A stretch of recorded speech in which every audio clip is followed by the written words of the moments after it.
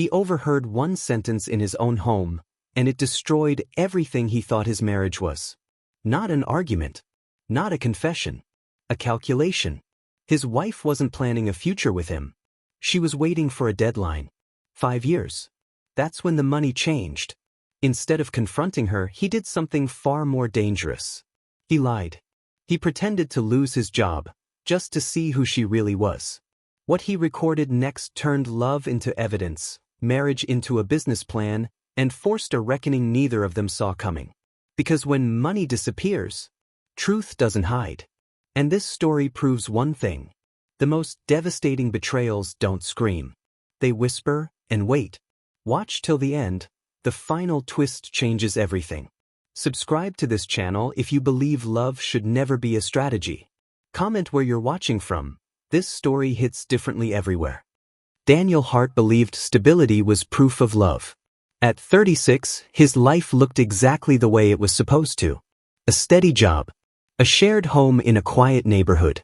Mornings that began the same way and nights that ended without conflict. He believed that consistency was commitment, that showing up every day mattered more than dramatic declarations. He wasn't careless with love. He was careful. Every morning, Daniel woke before his alarm. He brewed coffee the same way. 2 scoops, no sugar, a splash of milk for her even though she never thanked him anymore. He packed lunches when he worked from home. He texted updates.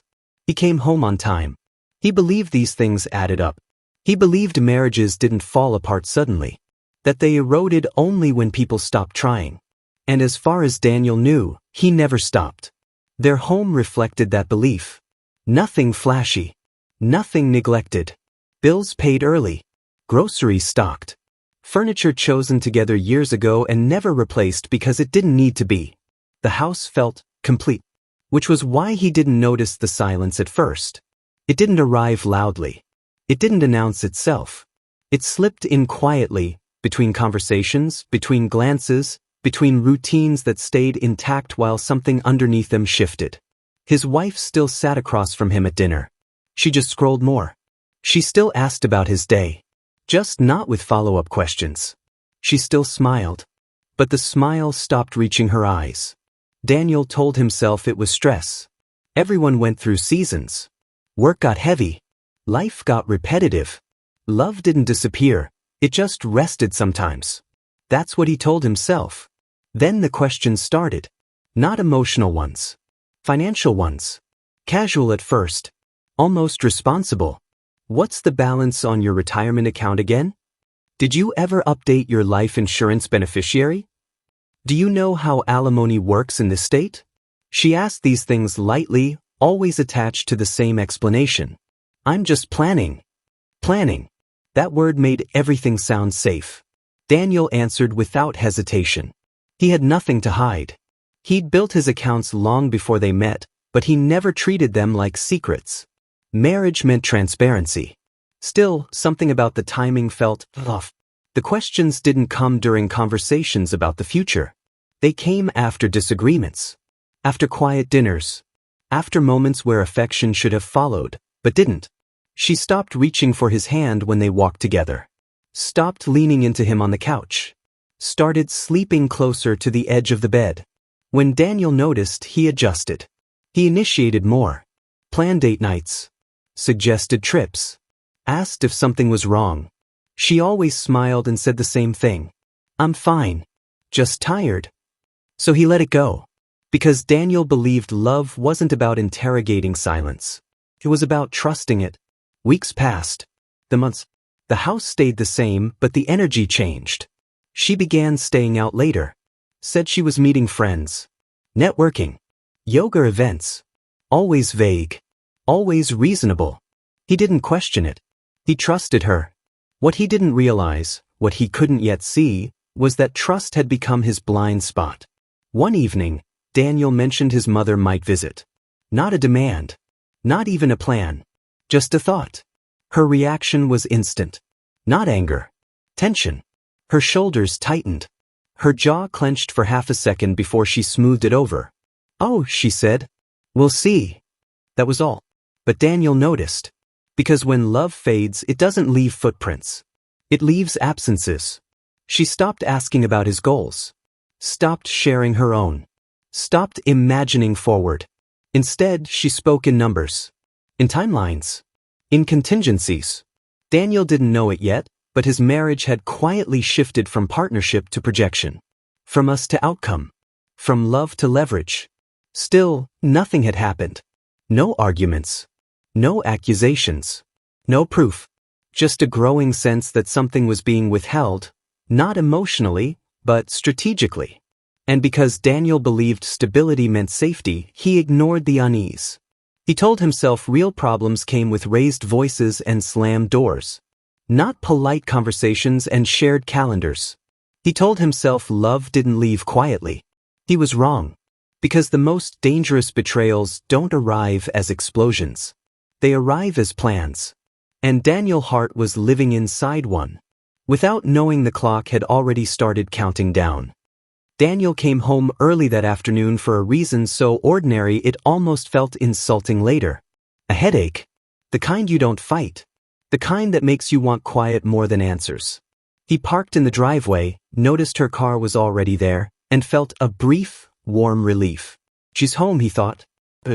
He didn't call out when he stepped inside. He never did. Their house had reached that stage where silence meant comfort, not distance. At least, that's what he believed. He set his keys down softly, took off his shoes, walked toward the hallway, and then he heard her voice. Not raised, not angry, focused. Once we cross the 5-year mark, the numbers change, she said. The pause. My lawyer already explained it. Daniel stopped. Not consciously. His body just refused to move. 5-year mark. Lawyer. Numbers. The words didn't rush him. They didn't hit like a blow. They slid in slowly, one after the other, settling somewhere deep before his mind caught up. She kept talking. I know. But filing now would be stupid. We're too close. I can wait a few more months. Daniel's throat went dry. For years. 7 months. He knew the number instantly. It appeared in his head like it had been waiting there. His hand tightened against the wall. She was waiting. This wasn't an argument overheard. This wasn't frustration vented in private. This was a plan being managed. Daniel took a step backward without meaning to. The floor creaked slightly, just enough. Her voice shifted immediately. Yeah, I'll call you later, she said, lighter now. Normal. The call ended. A second later, she appeared in the hallway, smiling. You're home early. The same words. The same tone. Daniel forced himself to breathe. Headache, he said. Thought I'd lie down. Oh, she replied, concern sliding perfectly into place. Do you want some water? No. I'm fine. He walked past her into the bedroom, closed the door gently, and sat on the edge of the bed. The headache was gone. Replaced by something sharper. He lay back and stared at the ceiling, the sentence replaying again and again, not louder, not clearer, just heavier. Once we crossed the 5-year mark. My lawyer already explained it. The marriage hadn't been drifting. It had been scheduled. From that day on, Daniel didn't confront her. He observed. He watched the way she asked about money now. Casually, but often. The way she asked about retirement accounts she'd never cared about before. The way insurance policies suddenly mattered. He noticed how affection didn't disappear. It became selective. Measured. He noticed legal charges on the credit card. Small ones. Spread out. Easy to overlook. He noticed how she avoided fights. Not because things were good, but because conflict might disrupt the timeline. Daniel stopped filling in gaps with trust. He let silence speak. At dinner, she talked about plans months away. Vacations they might take. Furniture upgrades. Future language that felt rehearsed. He nodded. Played his role. Because now he understood something crucial. Fear rushes. Fear makes mistakes. This wasn't fear. This was patience. This was someone standing on the edge of a decision, waiting for the numbers to improve. And the most disturbing part wasn't the betrayal. It was how calmly she lived beside him while doing the math. One night, as they lay in bed, she turned toward him and rested her hand lightly on his chest. Everything okay? she asked. Daniel looked at her face, the same face he had trusted without question. Yeah, he said. Just tired. She smiled, satisfied, and turned away. Daniel lay awake long after her breathing slowed, staring into the dark. His marriage wasn't breaking. It had already been valued. And now that he knew, the clock wasn't just ticking for her. It was ticking for him too. Daniel didn't confront her. Confrontation was loud, emotional, sloppy. He needed clarity. So instead of asking questions, he asked a professional. The lawyer listened quietly as Daniel laid everything out. The overheard call, the dates, the subtle shifts. When Daniel finished, there was a pause on the line. What you're describing, the lawyer said carefully, sounds intentional. But intention isn't enough. You need proof. Proof. The words settled in Daniel's chest like a weight. How do I get it? He asked. Another pause. People reveal themselves when the money disappears.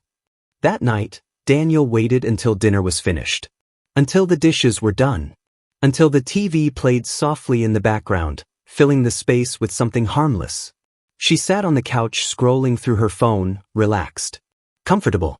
Secure. Daniel stood near the doorway, rehearsing the lie one last time. 5 words. Simple. He walked in and sat across from her.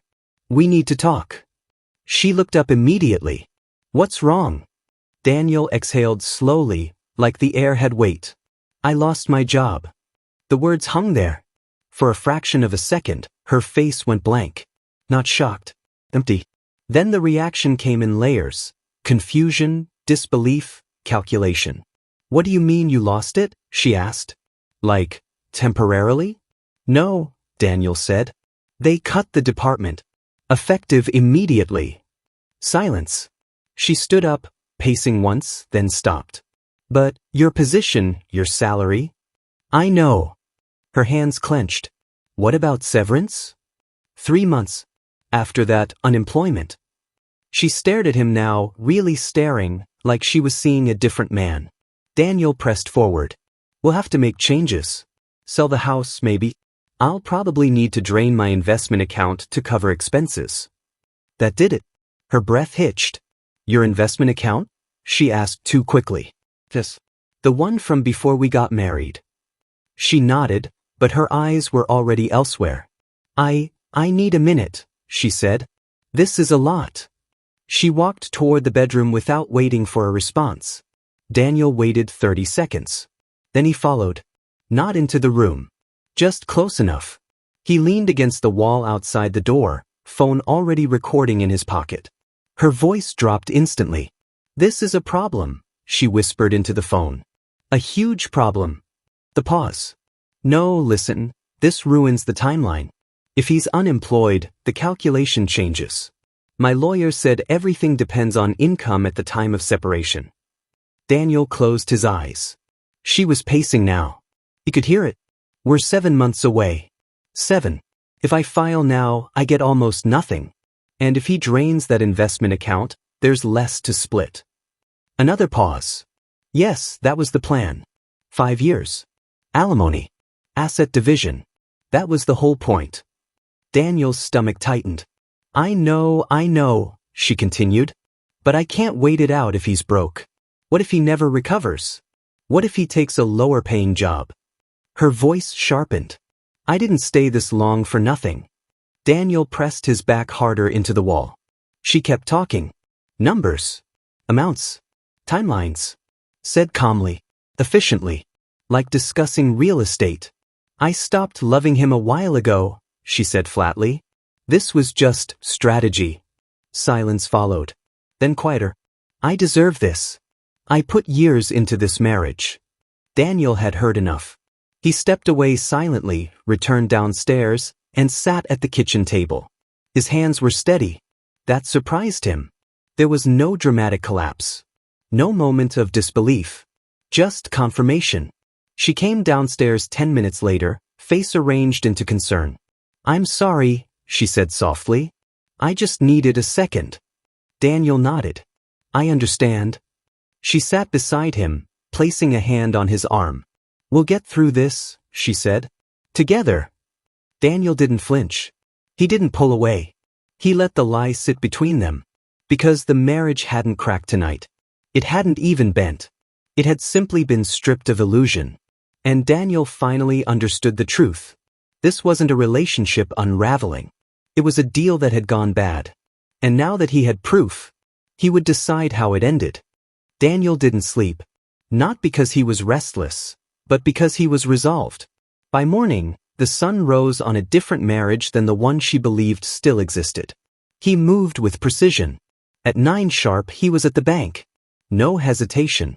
No conversation longer than necessary. He transferred exactly half of their joint savings into a new account under his name.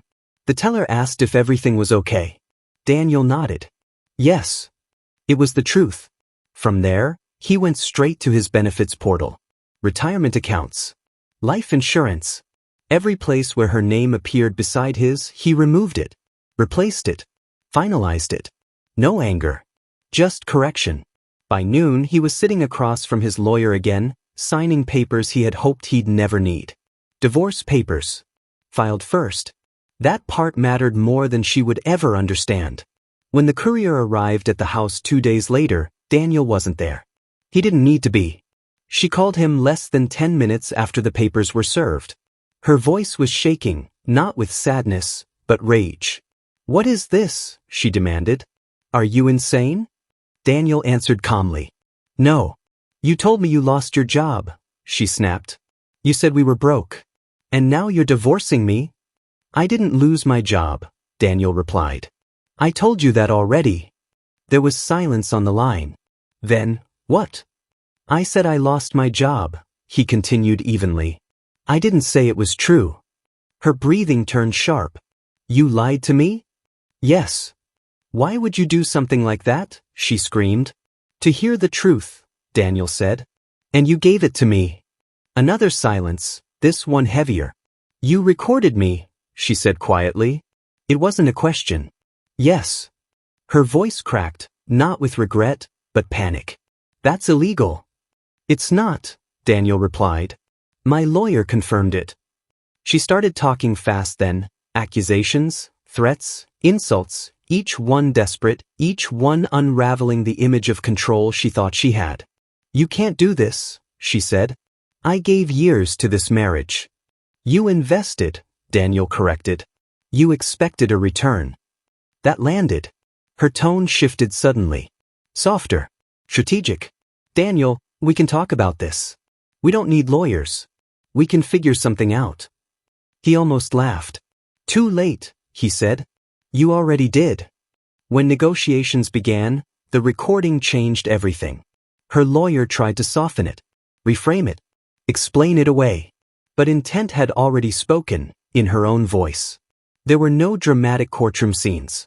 No tears that changed outcomes. Just numbers recalculated. Leverage erased. The final settlement was clean. No alimony. No access to his pre-marriage assets. No long negotiations. Just signatures. When Daniel signed the last page, he didn't feel victorious. He felt finished. That night, he sat alone in his new apartment, surrounded by boxes that hadn't been unpacked yet. The quiet wasn't lonely. It was honest. The marriage hadn't ended because of the divorce. It had ended the moment she treated love like a timeline. And now, without lies, without leverage, without illusion, Daniel finally stepped forward into a life that belonged to him again. Daniel moved into a smaller apartment on the other side of the city. No shared furniture. No framed photos. No reminders staged to soften the break. Just clean walls. Open space. Silence. The first night, he expected restlessness. The kind that comes when something familiar is gone. Instead, he slept straight through until morning. No dreams. No tension in his chest. No half-conscious listening for another person moving beside him. That surprised him. In the weeks that followed, life didn't improve dramatically. It stabilized. He woke up earlier. Ate better. Stopped carrying the low-grade anxiety he hadn't realized had become permanent. At work, his focus sharpened, not because he was trying harder, but because he wasn't distracted by the constant effort of maintaining something hollow. People noticed. "You seem lighter," a colleague said one afternoon. Daniel didn't answer right away. He wasn't sure how to explain it. Lighter wasn't joy. It was absence. The absence of second-guessing. The absence of emotional negotiation. The absence of living beside someone who was already planning their exit. He didn't feel triumphant. There was no satisfaction in being right. What he felt was relief, the kind that comes when you finally stop lying to yourself. Occasionally, memories surfaced. Not the dramatic ones. The quiet ones. Sunday mornings. Share jokes. The version of her he once believed in. Those moments still carried weight. But they no longer carried confusion. Because Daniel understood something now that he hadn't before. Love doesn't end the moment feelings fade. It ends when partnership turns into accounting. When affection becomes leverage. When patience becomes strategy. When time is measured not in memories but in payouts. His marriage hadn't collapsed overnight. It had been slowly converted. And the moment he saw that clearly, the ending became inevitable. Friends asked if he was angry. He wasn't. Anger requires attachment. He had moved past that. He didn't talk badly about her. Didn't explain the details unless asked directly. Didn't try to win sympathy. He didn't need to. The truth didn't require defending anymore. One evening, months later, Daniel stood at his window watching the city lights come on. Cars passed below. Lives continuing, intersecting, unraveling, rebuilding. He thought about how close he'd come to staying longer. To ignoring the signs. To explaining away discomfort. To convincing himself that endurance alone was loyalty. He realized then that staying wouldn't have made him noble. It would have made him complicit. Sometimes the strongest move isn't confrontation. It isn't yelling. It isn't proving a point. It isn't forcing someone to admit what they are. Sometimes the strongest move is clarity. Seeing the truth. Accepting it.